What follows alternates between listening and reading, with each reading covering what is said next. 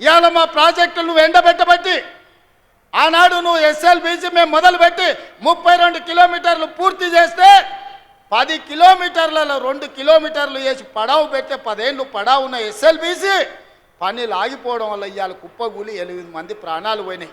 ఈ పాపం నీది కాదా చంద్రశేఖరరావు? ఈ పాపాల భైరవుడివి నువ్వు కాదా?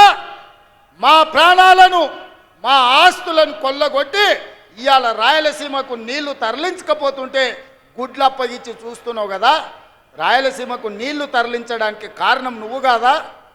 ఆనాడు రాజశేఖర రెడ్డి ఉన్నప్పుడు పోతిరెడ్డిపాడు పొక్క పెద్ద చేసి నువ్వు మంత్రిగా ఉన్నప్పుడు తండ్రి నీళ్లు తీసుకుపోయాడు.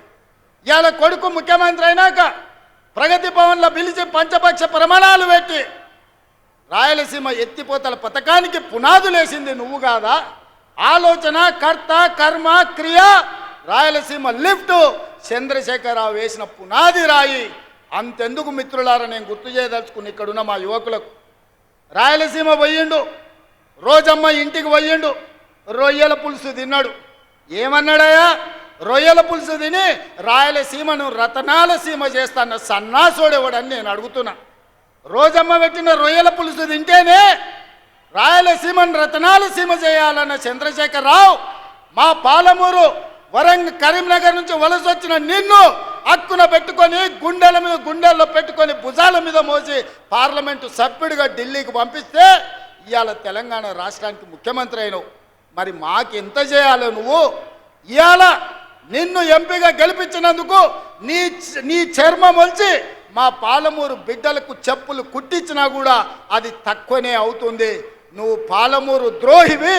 కృష్ణానది జలాలు ఈరోజు ఆంధ్రప్రదేశ్ రాయలసీమ కొల్లగొట్టకపోతుందంటే 100% దుర్మార్గుడివి నువ్వు.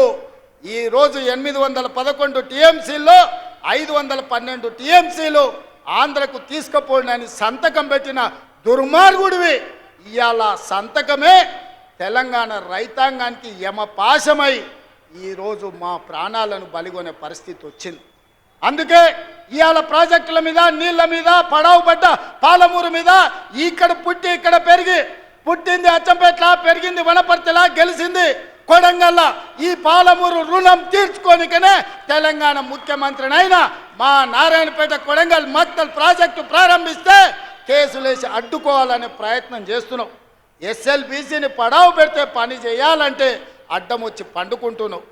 ఇవాళ మా పాలమూరును పడావు పెట్టిందే నువ్వు చంద్రశేఖరరావు. నిన్ను నమ్మినందుకు మమ్మల్ని నట్టేట ముంచినవు. వెనకటికి పెద్దలు చెప్పినట్టు నమ్మి నానబోస్తే పుచ్చి బుర్రెలేనని ఇవాళ చంద్రశేఖరరావు నమ్ముకున్నందుకు పాలమూరు జిల్లా ఎడారిగా మారింది. అందుకే మిత్రులారా, ఇవాళ మీరు ఒక్కసారి ఆలోచన చేయండి. 10 సంవత్సరాలు చంద్రశేఖరరావు ప్రభుత్వం బీఆర్ఎస్ ప్రభుత్వమే ఉన్నది కదా. మీరందరు కలిసి మేఘారెడ్డి, నన్ను, మల్లురవిని, బట్టి విక్రమార్క గారిని, మధుసూదన్ రెడ్డిని, రాజేష్ను, శంకర్ను ఆశీర్వదించి 5 ఏళ్ల కోసం అధికారం ఇస్తే ఏడాది కాకముందే మమ్మల్ని దిగిపోమంటారు. ఇది న్యాయమా? ఒక్కసారి ఆలోచన చేయండి. 10 ఏళ్ళు మీరే కదా దోసుకున్నది, 10 ఏళ్ళు పాలించింది మీరే కదా, 10 ఏళ్ళు ఏలుకున్నది మీరే, దోసుకున్నది మీరే, 10 ఏళ్ళు అధికారాన్ని అనుభవించింది మీరే.